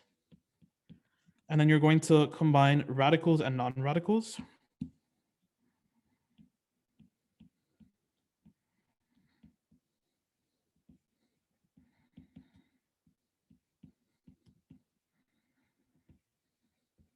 Okay. Now I'm going to start off by taking my cyclohexane and one of the radical bromides that I just formed. Okay. Now I'm going to be dealing with this lone electron, and I'm going to be dealing with this bond right here. So that's 3 electrons total. I need 3 arrows. So I'm going to take one over here, meet them halfway, please, and then form a new bond between H and Br. And then the other electron goes to that carbon on cyclohexane. So that forms your cyclohexane radical and HBr. Cool. Now you're going to take that cyclohexane radical, and then somewhere in this, it's actually denoted by the next step, termination, you will have taken those bromide radicals and then reformed Br2. Okay, remember there's several molecules of this in here. So this is going to go and then react with any Br2 that you see here. Again, we're dealing with 1 electron here and then 2 electrons here. So we need 3 arrows total. Go and then form this here, and then form this here.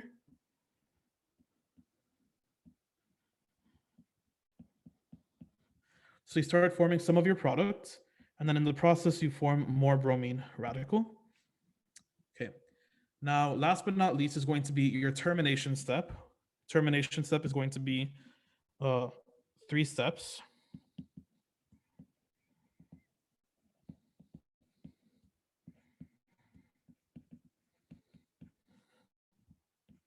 And you're going to be combining all possible combinations of radical together.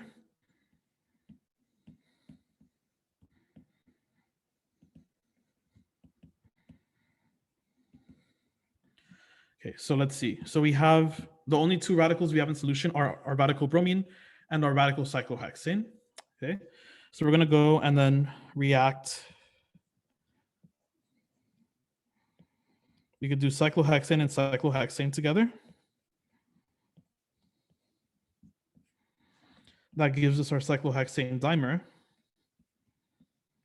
I always say it looks like little cyclohexane shaped glasses.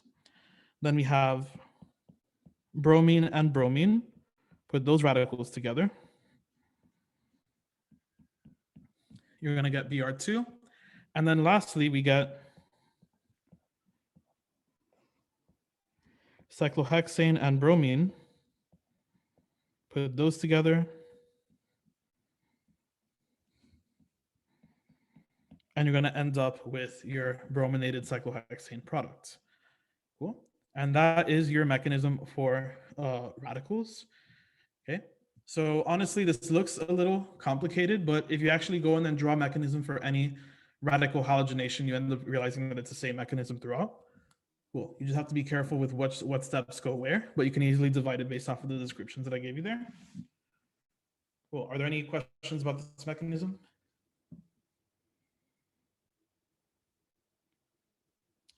All right, so now let's go and then do one of everyone's favorite type of problem, which is constitutional isomers and stereoisomers with this. So I'm going to start off by giving a compound.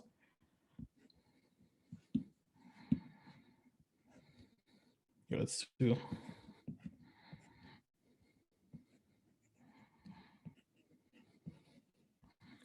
So let's say I have this cyclohexane here, and I want to chlorinate it.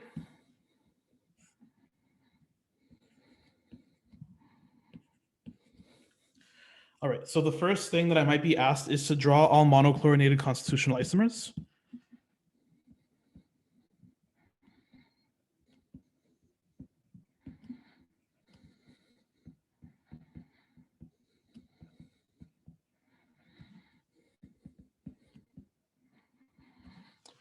So if I ask you that, how many monochlorinated constitutional isomers can I get here?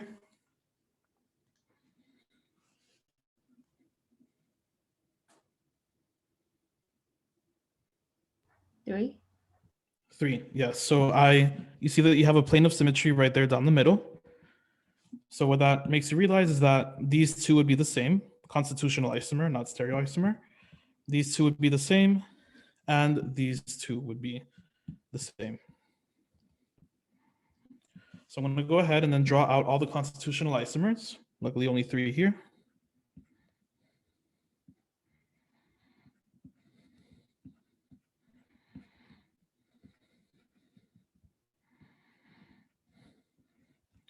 And I will talk about this stereochem in a bit.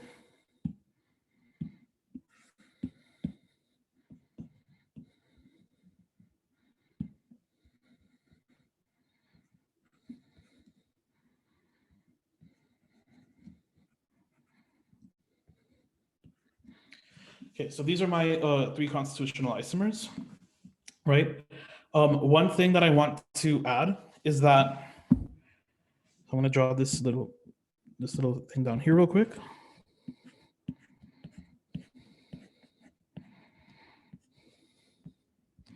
Radicals are sp2 hybridized.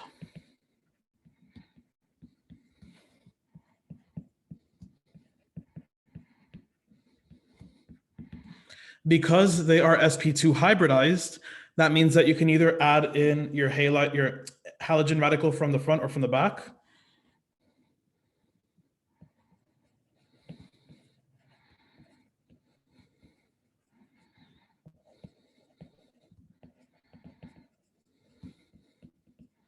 Okay, so that's why in this case we can actually play around with the wedge or the dash on the condition that it undergoes the radical intermediate. Cool. So now I've drawn all monochlorinated constitutional isomers. Now you guys know what's coming, stereoisomers. Also, I forgot a methyl group here.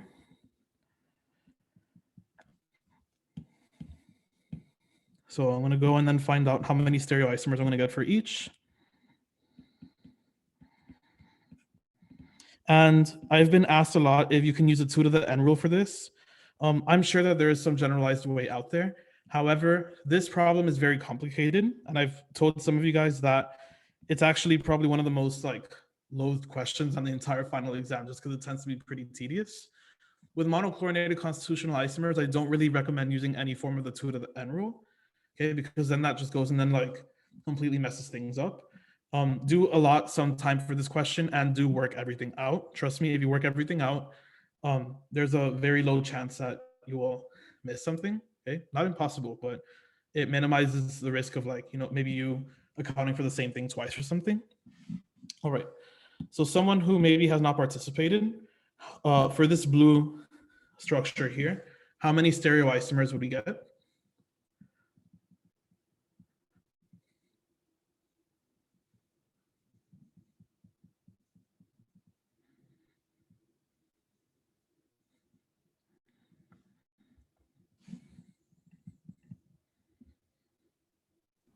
Two. 2. Yep, very good. So we got the one that's already drawn. And then we actually get another one with the chlorine now being on this carbon. They are the same constitutional isomer, but different stereoisomers. In fact, if you go and then find your absolute configuration for these, you end up seeing that this is going to be, let's see, RS and then RS. Okay, particularly take note at these two. You see that the chlorine is going to be closer to the R in one and the chlorine is going to be closer to the S in the other one. Cool. What about for that green one? How many stereoisomers do we get for that? 4. 4, right?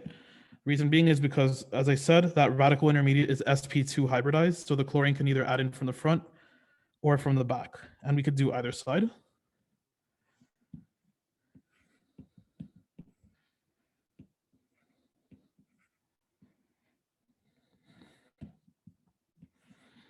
Okay, so here's 2.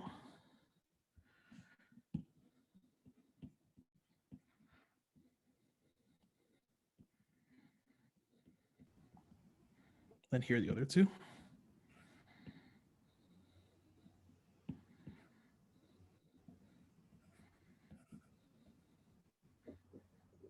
Okay, you could find the absolute configuration for those and then see how they're all different. Okay, but notice that these guys are enantiomers of each other. And then these guys are enantiomers of each other. Cool. So, you know, you can go in and see how those are actually going to work. All right, and then for the yellow one, how many do we have? 4. 4, right? So we're going to have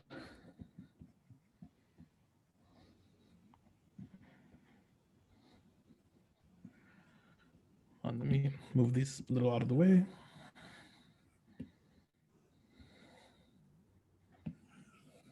I'll just move everything to the right, or to the left. There we go. All right, so yeah, we have 1 here.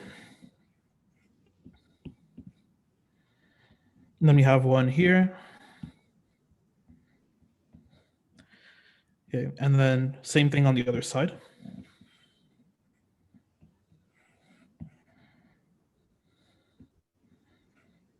Sorry. You get 1 here. And then you get 1 like this.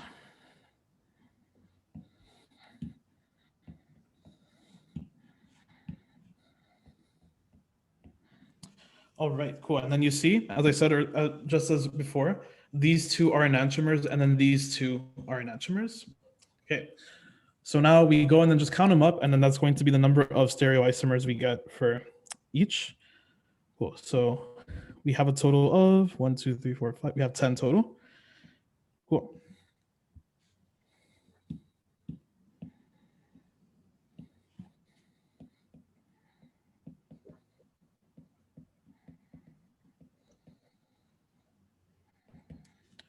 All right, so 10 stereoisomers, yay, good for us. Now there is another follow-up question that I want to ask for you guys. So I'm gonna copy and paste the constitutional isomers. And now my follow-up question for you guys is, which forms in greatest yields? Green. Let's calculate that first. Oh. I will start off by saying it's probably not green. And to calculate this, you will need to you'll need to use your reactivity selectivity chart. You don't have to memorize it. Let's see if I have successfully memorized it.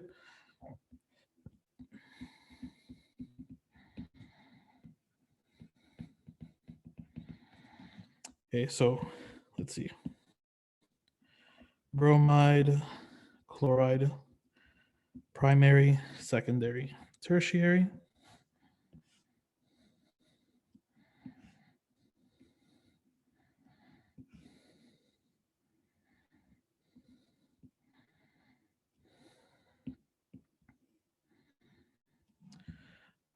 Cool. And then the values that are found in the table in the back of your exam. So your reactivity selectivity for bromine is 1. For chlorine, for secondary, it's 3.8. Tertiary is 5.0. And let's see, for a secondary bromide, what's the value for secondary bromide? I actually don't remember. 82. 82. And then tertiary is 1600. Am I right? 1600. Cool. Yeah. So now what you want to go and see is which one we're going to particularly favor. So what we want to do is, with our original structure,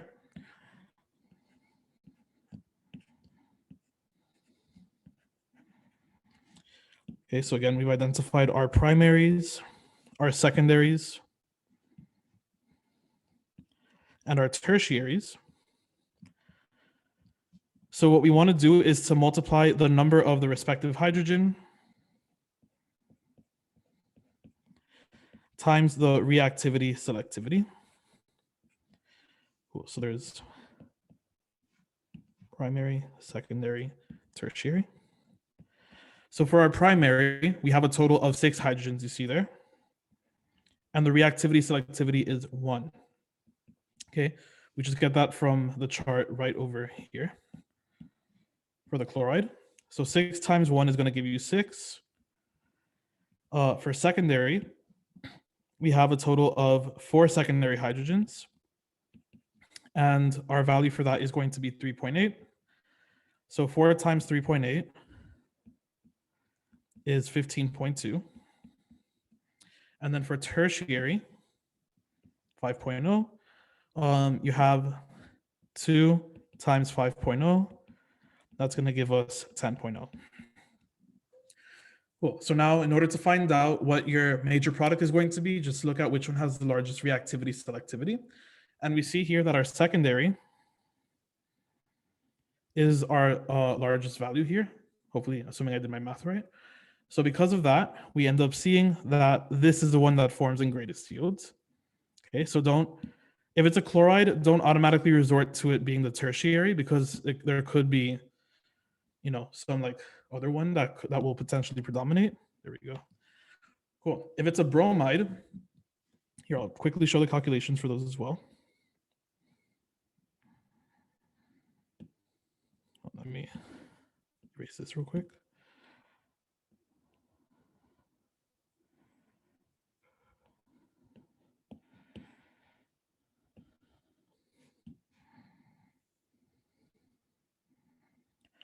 Okay, so so if I was doing bromide,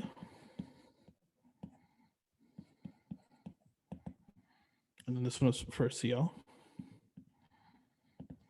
So my values would just be 6 times 1 would still be 6. 4 times 82, which will be 328. And then 3 is 2 times 1600, which will be 3200. So here, because the numbers are so drastically different, then yes, in this case, the tertiary would be the most stable, right? And you wouldn't, or the most highly formed, and you wouldn't even have to go and do all these calculations. But for chloride, definitely take the time, because it's honestly most of the time probably not going to be tertiary. Cool. In terms of stereoisomer that forms in greatest yield, that's a lot more complicated, and you probably won't be asked that. But are there any questions about these?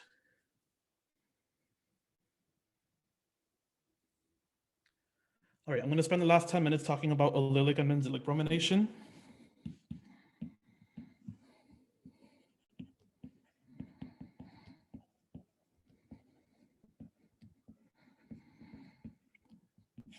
And this is where you brominate only at the allylic position, right? One thing I would want to emphasize here is that for allylic bromination, it is best to use NBS.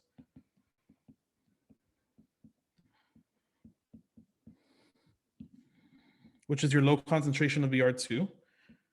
So rather than Br2, to limit overhalogenation.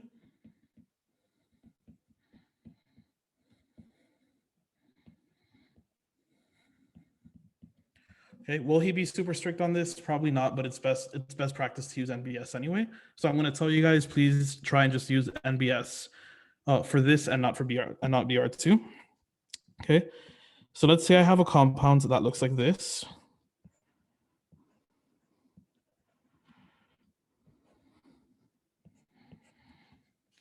All right.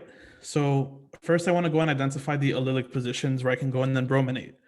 Okay. So if you look at this, you see that I can go and brominate over here, and over here. So I'm going to go and then draw the respective products for those, or rather the respective intermediates for those. When I do that, I end up with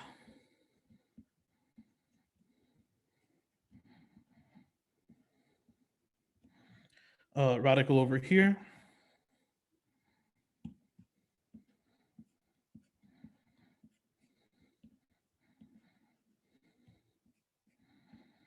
a radical over here, and a radical over here.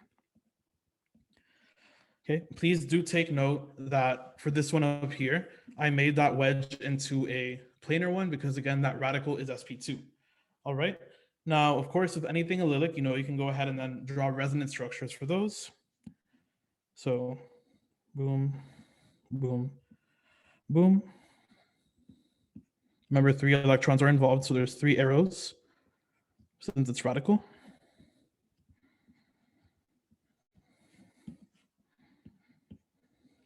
Boom, boom, boom.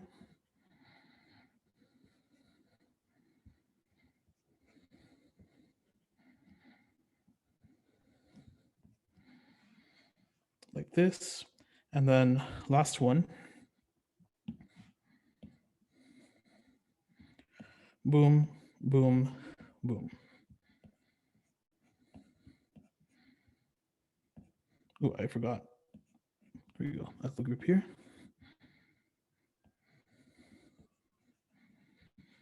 All right, and then those are your 3 possible radical structures that you could form here. Okay, and then of course, when you go and then draw your final product, you just have to go and replace each radical with a bromine.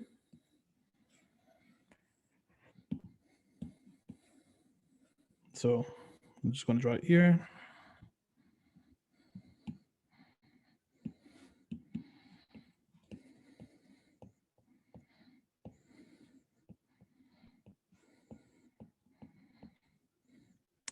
All right, so this radical now becomes a bromine. This one becomes a bromine. This one becomes a bromine. This one becomes a bromine. And then this one becomes a bromine. And this one becomes a bromine.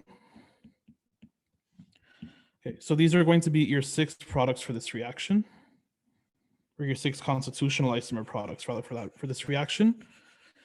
In terms of finding out how many stereoisomers you're going to get, you actually have to go and then find out how many new chiral centers you end up forming here. Okay, so you see that for the top left, we have 1 new chiral center. For the top right, you have 1 new chiral center. For the middle left, you have 1 new chiral center. Please do not account for this one because of the fact that it's already there. You have 1 new chiral center here. You have 1 new chiral center here, and you have 1 new chiral center here as well. Cool. So for each of them, since you have 1 new chiral center in each, just do the 2 to the n rule. In this case, you can use the 2 to the n rule since it's more simple. So 2 to the n, and each one is going to be 2 to the 1 equals 2.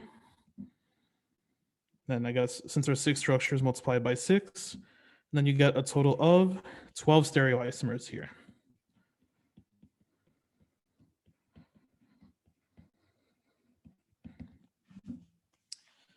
Cool. Now we can further extend this by asking which of these will potentially be my thermodynamic product. So looking at these, which do you expect to be a thermodynamic product?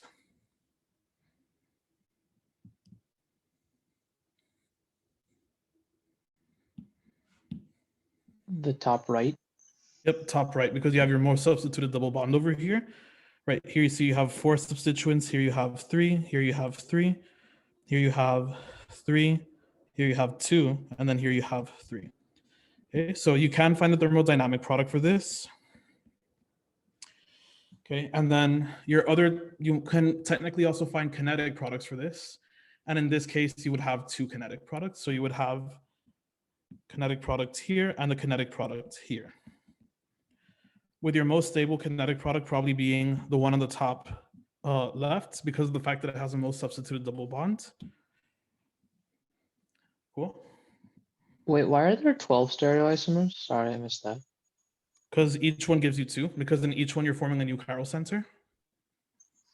Okay, that makes sense. Mm-hmm. So here's your more stable kinetic, and then over here you're less stable. The reason why I say one is more stable than the other is because, you know, in both cases you have the tertiary radical, but one has a more substituted double bond than the other. Cool. So that's your allylic bromination. Any questions on this? Could you explain why it was thermo for that one that we said was the thermodynamic part? because this is the most substituted double bond here, where you have 4 substituents on that double bond. So using thermodynamic conditions will go and then push you towards that product right there.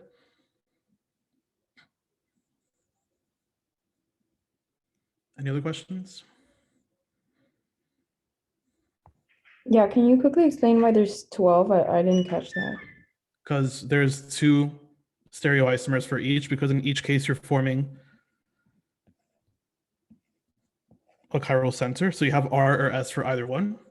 Okay, so it'll be 2, and then there's, so each one will have 2, and then you have 6 isomers total, or 6 constitutional isomers total, so you'll have 12. Okay, thank you. All right, I have 2 minutes left. Let me quickly do benzylic bromination. It's not going to take long to explain at all.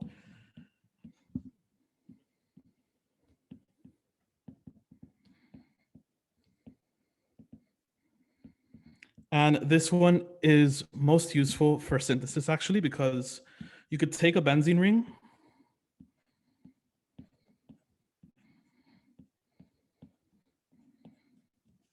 okay, and then if you use, again, NBS and UV light,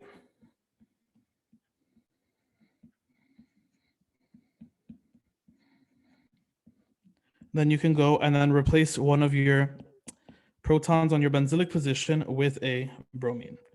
You see, so yeah, the main requirement for this is that you require a benzylic hydrogen.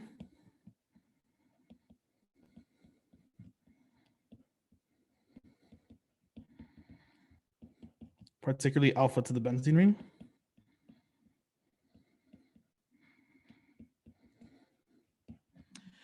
Okay, so that reaction would work if I had maybe something that looks like this. Almost done, just less than a minute left. So if I had this and I tried doing NBS, which with UV light, I would get no reaction. Okay, because in this case, you see that your benzylic position is blocked. Okay, you don't have any protons on there. Lastly, one that I always like to emphasize because it's a pet peeve of mine when people do this.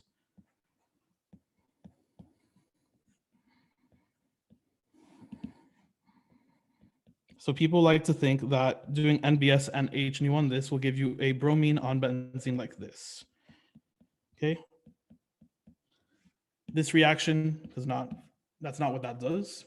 If you want to know what that reaction is, wait until late January, early February to see the reactions of aromatic compounds. But here you would end up getting no reaction actually, because once again, you don't have a benzylic hydrogen. Okay, just remember that this position here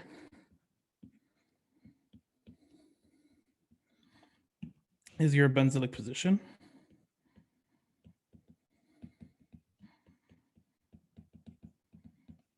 All right, I'm done. Any questions on this?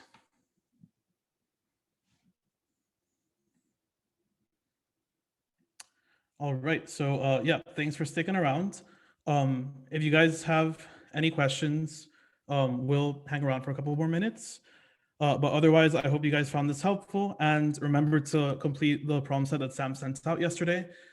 Tomorrow, we will be going over that problem set at the same time as today, so 4 to 6 p.m. Eastern. That will also be recorded. Cool, thank you.